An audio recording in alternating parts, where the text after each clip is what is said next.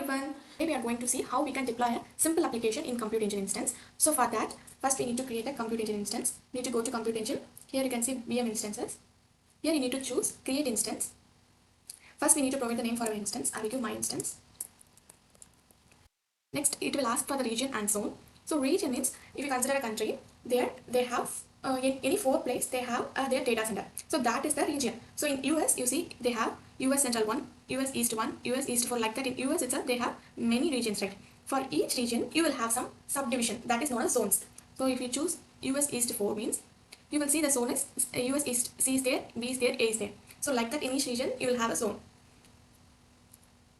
Next is the machine configuration. Machine configuration means thing you are going to purchase a laptop. So if you before going to purchase a laptop, you will think like your laptop should be have this GB RAM and this GB storage and your operating system, everything you will choose, right? Like the same, you need to choose here as well. So these are the series of machine types. So I will choose E2. Next to the configuration, I am choosing 2 vCPU and 1 core that is storage and 4 GB RAM I am choosing. So next is boot disk. Boot disk means you are choosing the operating system image. So when you are purchasing laptop, you will choose that operating system, right? Like the same, here also we have this image is operating system. So if you want to change it to Windows, you can change it. You have to click change, and here you need to choose the operating system you want. So next is the access scope. Access scope means we are running one application. For example, consider we are running one application in our Compute Engine instance. So this Compute Engine instance need to communicate with any other project.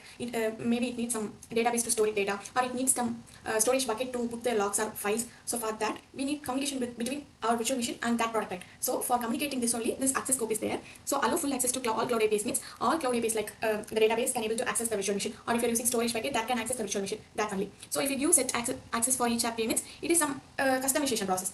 So next is the firewall. Firewall determines which traffic to get in. So whichever traffic we can able to access our application. It is either HTTP or HTTPS. There are a lot of protocols, right? The firewall only determines which can enter into our application. So next is the networking part. In networking part, I will attach the default VPC. I'm not creating a new VPC for this virtual machine. If you are not aware of this virtual machine concept, you can check out my last part 1 video. So I will give it as default. And if you want to create this Compute Engine in the Cloud Shell itself, you can fill everything here, every values here, and if you see this equivalent code, sorry, it is very slow. You can see the equivalent code here. If you copy the code and run it in the Cloud Shell means your Compute Engine will create automatically. For REST also it is available, and also for Terraform code is also available. So we have completed our configuration and we can try to create. It will hardly take 2 minutes or 1 minute to create a Compute Engine. So our Compute Engine is created. Next is the SSH part. SSH means we can able to use that we have created a virtual machine. So we need to communicate with that virtual machine, right? For that, you will use SSH to connect. If you click SSH means it will show one terminal. This is a remote connection. It is a secure remote connection from our computer to you can connect to that virtual machine. So after SSH, we can deploy application. First, we can use login as a super user. So next, we need to update all packages in our operating system. Next, we need to install Apache 2 server for running our application.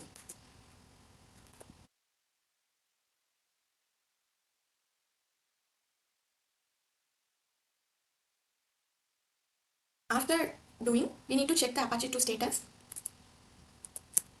So it is active and running. We can check our URL is working. So we'll copy my URL and paste it here. So we are getting like this site can't reach. The issue is I will check the default VPC. Maybe the firewall is not allowing port 80.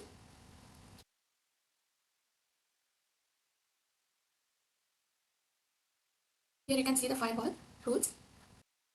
Here you see in the VPC firewall rules, we don't have HTTP and HTTPS. So we can add that. Sorry, my bad.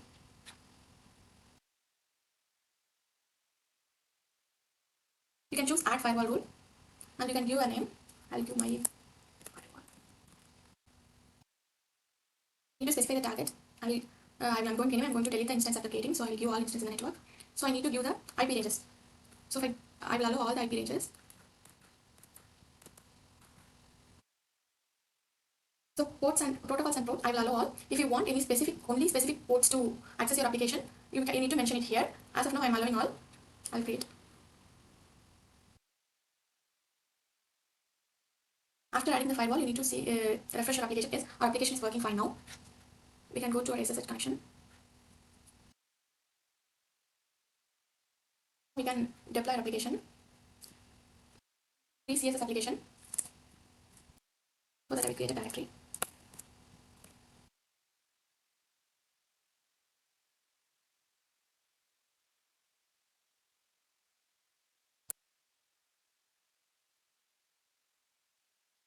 I will unzip the folder. Sorry, unzip is not here, so I will install unzip.